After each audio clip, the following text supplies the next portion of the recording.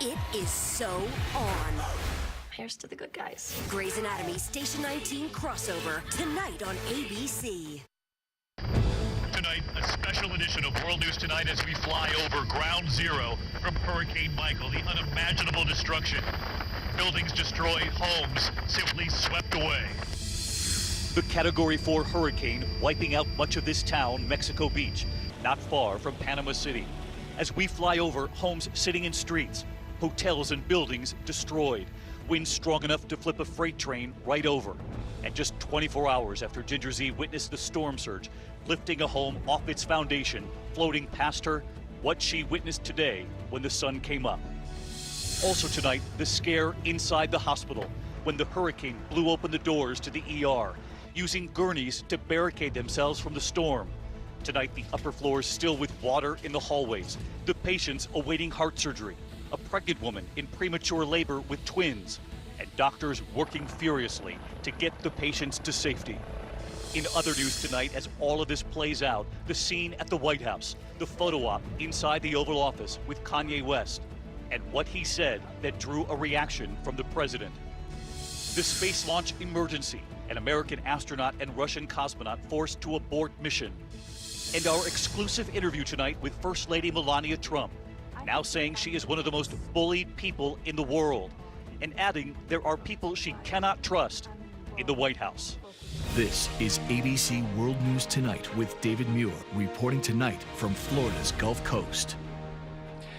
And good evening tonight from Panama City, where it was only today when so many of the people who live here realized the true extent of the destruction, the devastation left behind by this historic hurricane.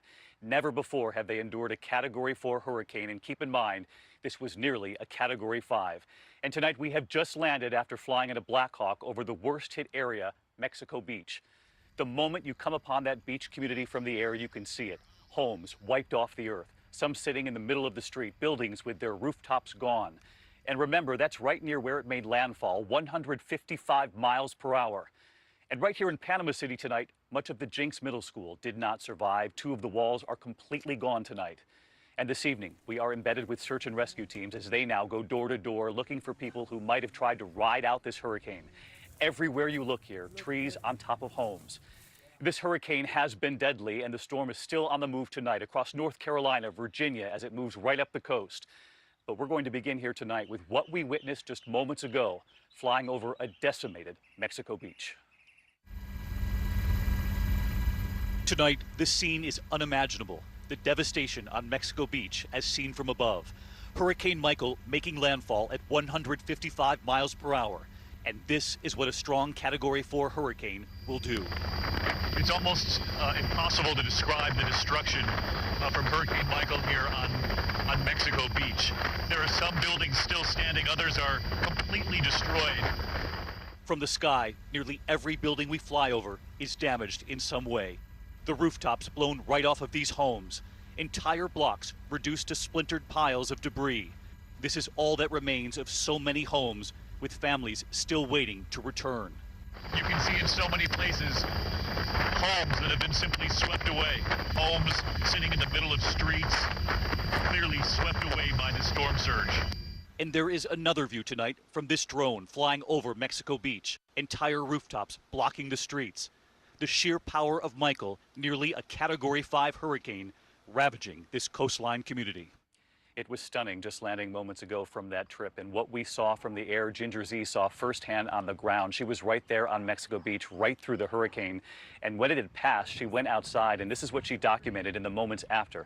The scene of devastation, homes shattered or gone, no power, no light, the area completely cut off. And you've heard Ginger talk so much on our air about the power of the storm surge, and it was that moment while we were on with that special report that she watched that home, the force of the surge, lifting it off its foundation, and then going right past her down the street. Well, here's what Ginger found when she woke up this morning at daybreak. This is all that's left. Homes, entire neighborhoods, shredded.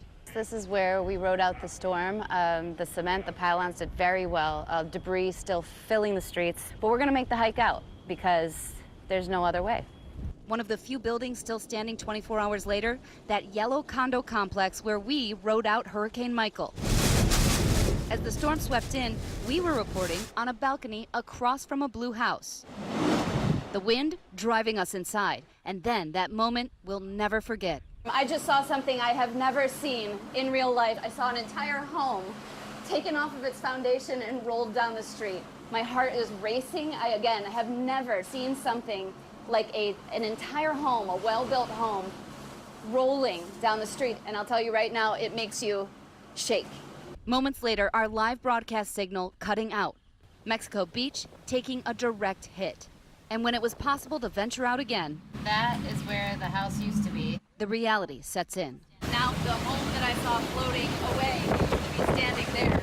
It is no longer. Take another look at that image from above. There's the condo where we rode out the storm, and across from it, where there was once a blue house, now only an empty hole. Morning after now, and the smell of destruction is thick. It's very eerie.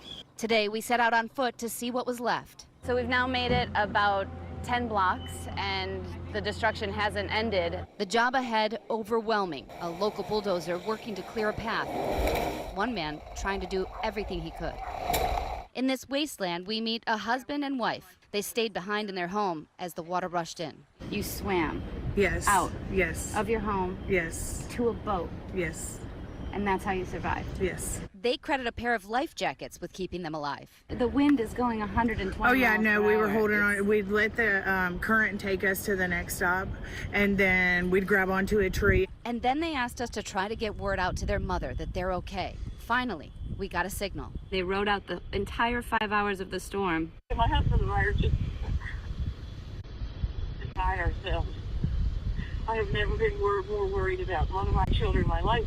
So many people desperate for news. And then we hear from someone else, Jenny Caputo, who tells us that she watched our report 60 miles per hour. and that she is the owner of that blue house. Now, gone.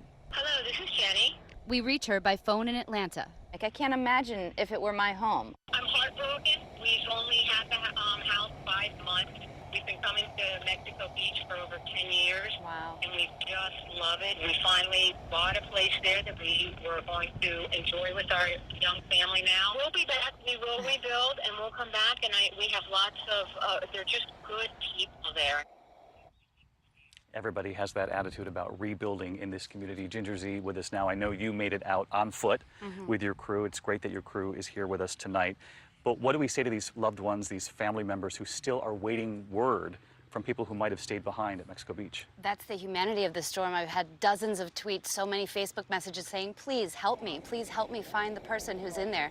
And unfortunately, it's going to be a couple of days likely because communication is that difficult. But there are ways to check. Facebook has activated its safety check. The American Red Cross has a well and safety website that you can go to as people start filtering in and they do that search and rescue. But don't try to drive in because you had a hard enough Absolutely time not. getting out. We could hear it in your voice while we were on the air yesterday when you saw that house float by you, and we're just glad you are okay, the crew's okay, and we're thinking about all those families from Mexico Beach tonight. Thank you, Ginger. Thank you. We're going to move on here because the destruction that you saw in Mexico Beach on the ground there today really stretches for miles in that community and right here in this neighborhood as well in Panama City. Nearly every home, and you can see it right behind us here tonight, damaged. Walls pulled off, mattresses still remaining, whole floors missing, and beyond, the middle school and the shopping center are damaged. Take a look at this drone shot from up above right here in the neighborhood tonight. You can see destruction as far as the eye can see, home after home with trees on top of them. And we've learned tonight of 2 hospitals right here in the area. They're in a race against time, trying to evacuate all of their patients. We saw that right here on the ground today. I talked with the staff caring for those patients, including a pregnant woman going into premature labor with twins and a man waiting for bypass surgery. We also embedded today with search and rescue teams now going door to door in these neighborhoods. This is the catastrophic damage of Hurricane Michael.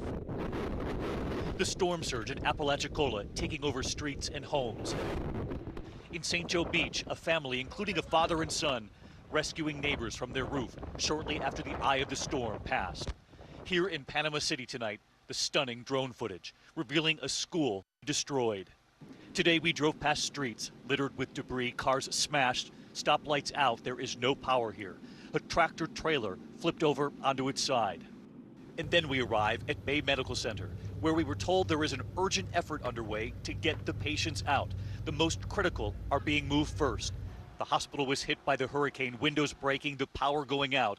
The emergency doors blown in, the wind suddenly racing through the ER. So you literally put this sign up to let people know they had to go around the building? Yeah. The doctors then taking us in through the other entrance, describing those hurricane-force winds with patients in dire need. The wind took a path, and when they broke those doors out and broke these doors out, the wind made a wind tunnel through the emergency department. We had to physically block off the doors, which was actually fairly difficult to do. How did you do that? We put stretchers up, and then we put bars across the doors to keep the doors from flying open.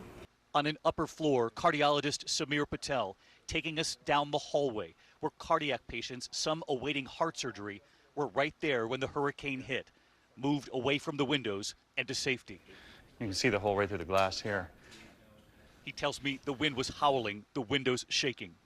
You can see the water still on the floor. Our hospital is filled with patients, and a lot of them were sick. They had to be moved quickly. They had to carry some of the patients down stairwells to safety. And beginning this morning, they began medevacing the most critical first, including a woman pregnant with twins, who they say had gone into premature labor.